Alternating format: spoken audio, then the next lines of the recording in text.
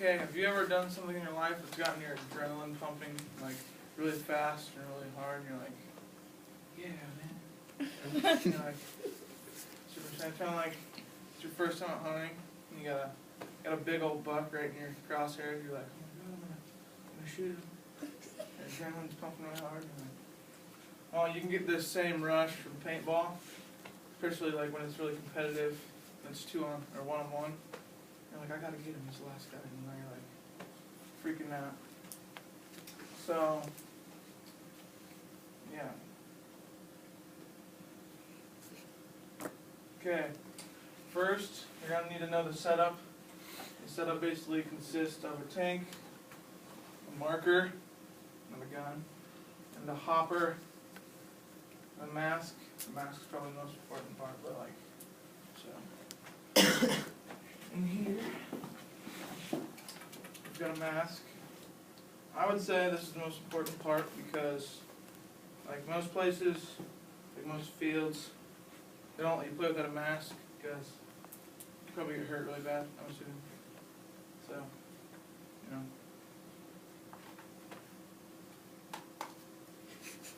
Keeping you safe, always wear a mask. The next thing would probably be a gun or a marker, you know. Can't play without a gun. And then the hopper and tank don't really matter. You could have just anything for a hopper, I guess. Okay. So there's like 3 categories I could say for setups. First one is what I like to call a budget baller setup. It's like first, like all not really low end, but like beginner stuff. So you have what's called a gravity hopper, which it's not electric, so it's just kind of what they call a shake and shoot. You gotta shake it so the paintballs will drop down. A normal standard paintball gun, I guess. An aluminum tank and like a beginner mask, which is like something that's going to be like the rental mask at a paintball field. The next is what I like to call the weekend warrior setup. This is somebody would go every weekend and play, and you know, it's like an electric hopper, an electric gun, which is like that's not a high-end gun. This is still an aluminum tank, but you'll see later what it looks like. Then metal grade mask. Not high end, but it's better than that. And then a tournament player. This is probably like one of the most expensive setups probably. You've got the fastest electric hopper right there. Probably one of the top guns. This is going to be for someone who plays in tournaments on weekends, like for money and stuff. And like a carbon fiber tank, so it's going to be super light. And yeah. And then this mask. This is like $130 mask, which is like kind of ridiculous. I think I don't know, it's just kind of expensive. So in here we have a gun.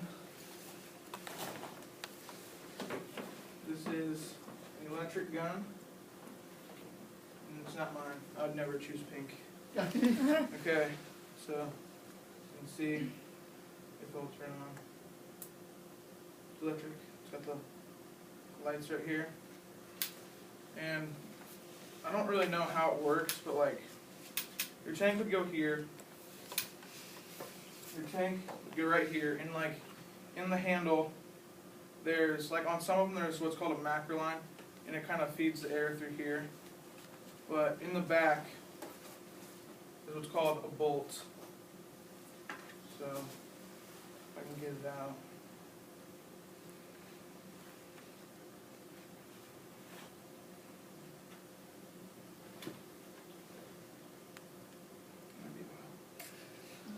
So how this works is when the air comes from your tank through the handle. It's going to push this forward. This is the bolt right here. This whole thing is like the bolt system. It'll push the bolt forward. It'll hit the paintball, push it out the barrel, and then the excess air will push this back into place, and then you're ready for your next shot. And the thing is, the difference between this right here and like the one I showed you is it's electric, so there's different firing modes, like semi-automatic. There's what's called ramping, which is once you, this is semi, and once you hit so many, like, it's called BPS, balls per second, it'll hop up to like 15. Once you hit like 5, it'll hop up to 15. And this is for like tournaments and stuff.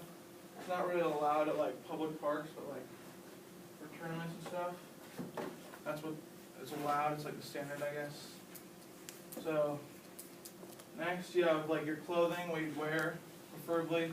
Probably want to wear an old sweatshirt, some athletic pants. And this you really don't need. It's a pod pack. So if you run out of paint in your hopper, you're gonna pull out a pod and throw it in so you have more paint to use. This is like what like a beginner setup, I'd say. And like there's really no like advanced setup. Like pretty much if you could afford the weekend setup, you could afford this. Like this is a special padded shirt and pants for sliding and stuff, and like it's all padded and stuff. And then a pod pack. This holds your pods.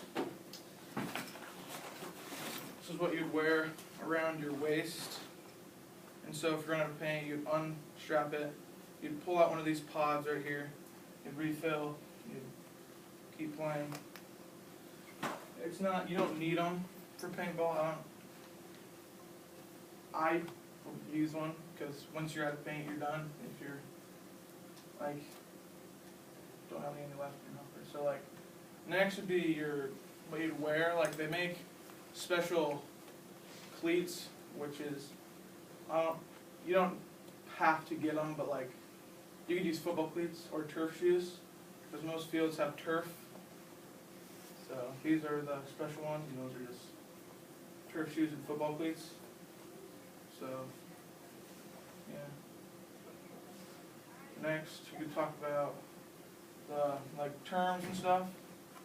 This on the right side is called snake because it's low to the ground. It's about knee height, and these are for like your skinnier players, faster players.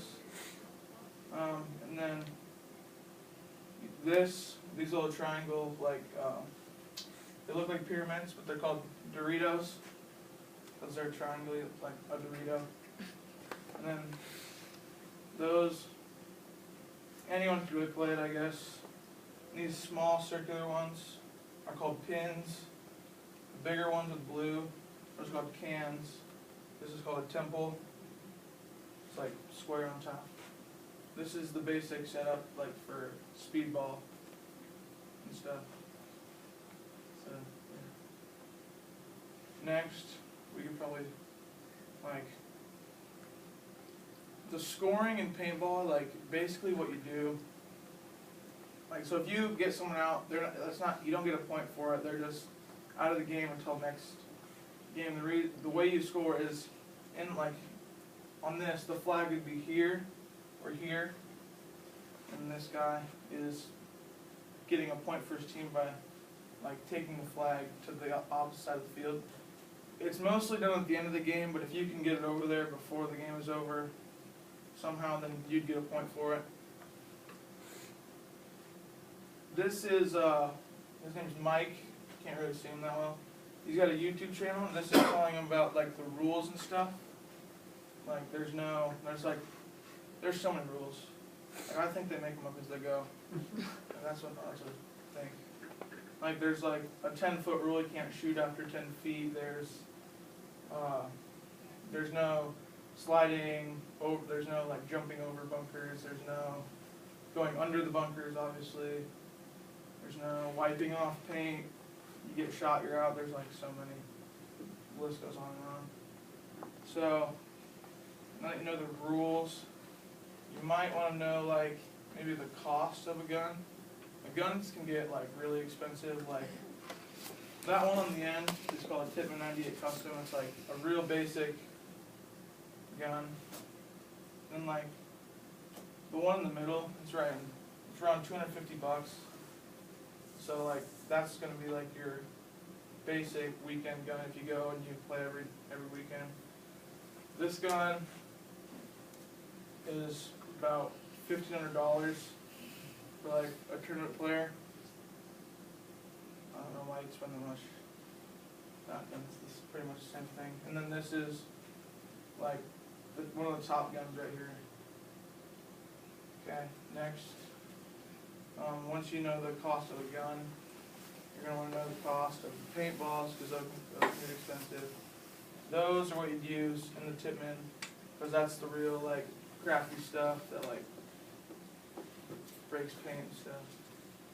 This is the medium, like it's like what you'd use in the weekend setup. It's a little bit better. It breaks easier. This stuff is like $85 for a case, and like it breaks super easy. Like it could break in your gun. It's high end because it's used for like the high end markers and stuff, so it doesn't break because they have soft bolt tips. And then this is a professional team. It's my favorite team. They are Tampa Bay Damage. Like,